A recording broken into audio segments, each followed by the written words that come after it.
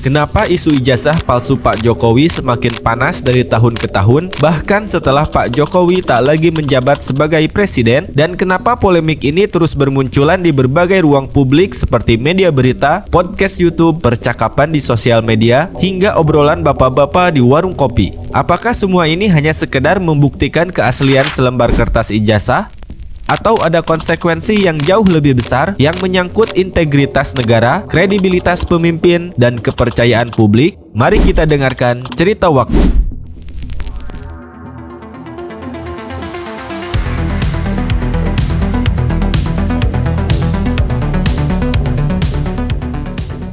Hingga kini, kasus polemik ijazah mantan Presiden Joko Widodo masih terus berlanjut dan menjadi narasi yang terus digoreng oleh berbagai media kita. Meskipun telah dihadirkan berbagai bukti oleh pihak universitas, mulai dari arsip fakultas, nomor induk mahasiswa, foto angkatan, pernyataan rektor, hingga klarifikasi banyak ahli yang mendukung keaslian dokumen tersebut. Tapi isu ini masih belum menemukan titik usainya. Tuduhan baru selalu muncul, gugatan hukum baru diajukan, dan opini publik terus terbelah menjadi dua kubu besar, antara yang percaya bahwa ijazah itu asli dan yang tetap meragukannya hingga sekarang. Meski kasus ini bermulai dari selembar kertas ijazah, tetapi yang membuatnya besar adalah implikasi hukum dan politik yang ada di baliknya. Jika dokumen pendidikan seorang presiden diragukan, maka seluruh rekam jejak ikut dipertanyakan. Dan jika rekam jejak seorang pemimpin negara diragukan, maka kepercayaan publik bisa ikut ambruk. Isu ini menjadi semakin serius karena dalam hukum Indonesia, pemalsuan ijazah merupakan tindak pidana. Pasal 69 Undang-Undang Nomor 20 Tahun 2003 tentang Sistem Pendidikan Nasional secara tegas menyatakan bahwa siapapun yang menggunakan ijazah palsu dapat dipidana penjara hingga 5 tahun dan atau denda maksimal 500 juta rupiah. Dengan dasar hukum yang sangat jelas, tak heran isu ini dianggap begitu krusial dan harus dituntaskan.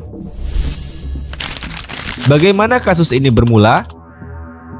Polemik terkait ijazah Joko Widodo bukanlah isu baru. Menurut catatan yang muncul di berbagai arsip digital dan laporan media, tuduhan pertama kali beredar pada sekitar tahun 2014, bertepatan dengan kampanye Pilpres pertamanya. Namun, kala itu isu tersebut tidak berkembang lebih jauh dan tidak menjadi perhatian besar media. Barulah pada tahun 2022, sejumlah gugatan hukum mulai bermunculan oleh beberapa pihak yang meragukan keaslian dokumen tersebut. Setelah tuduhan-tuduhan bergulir, kasus ini mereda sejenak sebelum akhirnya kembali memanas pada tahun 2024 dengan gugatan baru yang diajukan oleh Egy Sujana. Memasuki 2025, sejumlah gugatan lanjutan diajukan ke berbagai lembaga peradilan dan hingga sekarang polemik ini masih terus bertahan di tengah publik. Pertanyaannya, mengapa isu ini begitu sensitif?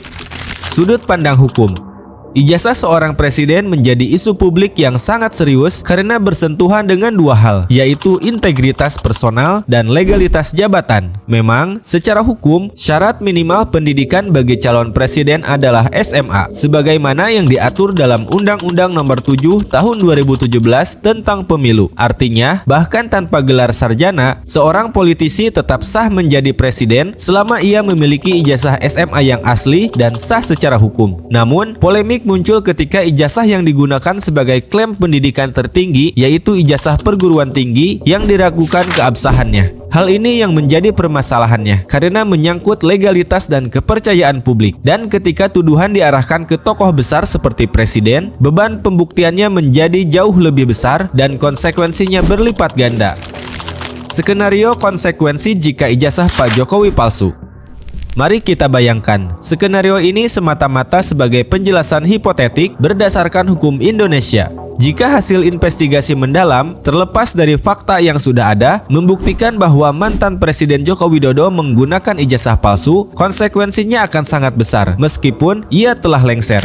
Konsekuensi pertama adalah hukum pidana. Berdasarkan pasal 69 Undang-Undang Sisdiknas, penggunaan ijazah palsu dapat membuat pelakunya dihukum penjara hingga 5 tahun dan denda hingga 500 juta rupiah. Karena pemalsuan dokumen masuk dalam tindakan pidana yang bersifat personal, maka meskipun Jokowi sudah lengser, proses hukum tetap dapat berjalan. Namun, terdapat perdebatan hukum terkait apakah seorang mantan presiden dapat diproses pidana langsung atau harus melalui mekanisme khusus seperti diatur dalam Undang-Undang Nomor 24 Tahun 2023 tentang Mahkamah Konstitusi yang mengatur dugaan pelanggaran hukum tertentu oleh presiden saat masih menjabat. Tetapi dalam konteks penggunaan dokumen palsu, banyak ahli berpendapat bahwa kasusnya tetap dapat diproses layaknya tindak pidana umum.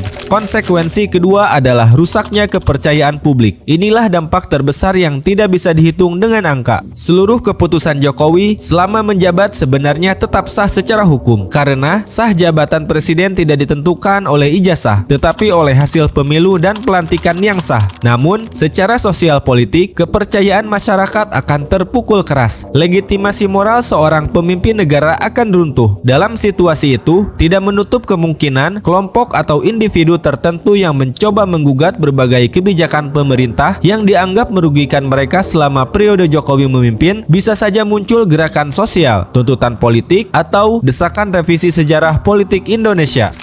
Konsekuensi ketiga berkaitan dengan penyelenggaraan pemilu.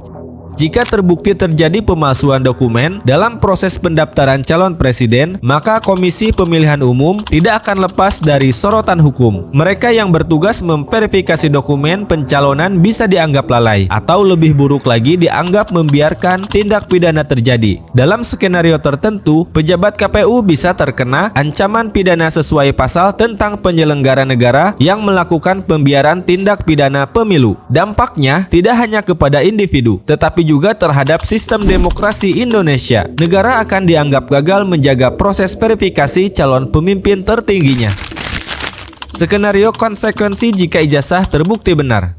Di sisi lain, jika lembaga peradilan atau penyelidikan resmi negara menyatakan bahwa ijazah Jokowi asli dan sah, maka konsekuensinya juga jelas. Mantan Presiden Joko Widodo berhak menempuh jalur hukum untuk memulihkan nama baiknya. Ia dapat mengajukan gugatan atas tuduhan pencemaran nama baik, penyebaran hoaks, atau fitnah sesuai dengan pasal 310 dan 311 KUHP serta Undang-Undang ITE untuk pernyataan yang disebarkan secara digital. Langkah ini sangat mungkin terjadi karena tuduhan terkait pemalsuan dokumen adalah tuduhan serius yang bisa merusak reputasi seseorang secara permanen. Selain itu, pembuktian keaslian ijazah secara resmi dapat menjadi penutup polemik yang telah berlangsung selama 1 dekade. Ini bukan hanya membersihkan nama Jokowi, tetapi juga memberi pelajaran penting bahwa tuduhan publik tidak boleh dilempar sembarangan tanpa data yang kuat. Bagaimana akhir dari polemik ini? Menurut para pengamat politik dan ahli hukum, polemik ini menunjukkan adanya kerentanan pada integritas pemimpin dan sistem verifikasi dokumen di Indonesia. Isu ini akan terus menjadi penting selama proses verifikasi calon pemimpin tidak sepenuhnya transparan dan bisa diakses publik secara independen. Memang benar, syarat formal minimal menjadi presiden di Indonesia adalah SMA. Namun, kita membutuhkan pemimpin yang tidak hanya memenuhi syarat hukum, tetapi juga syarat etika. Apa pendapat kamu tentang polemik panjang ini? Apakah ijazah presiden sepenting itu atau hanya formalitas? Tulis pendapatmu di kolom komentar. Terima kasih sudah menonton video ini. Bantu kami dengan klik tombol like dan subscribe. Sampai jumpa di video selanjutnya.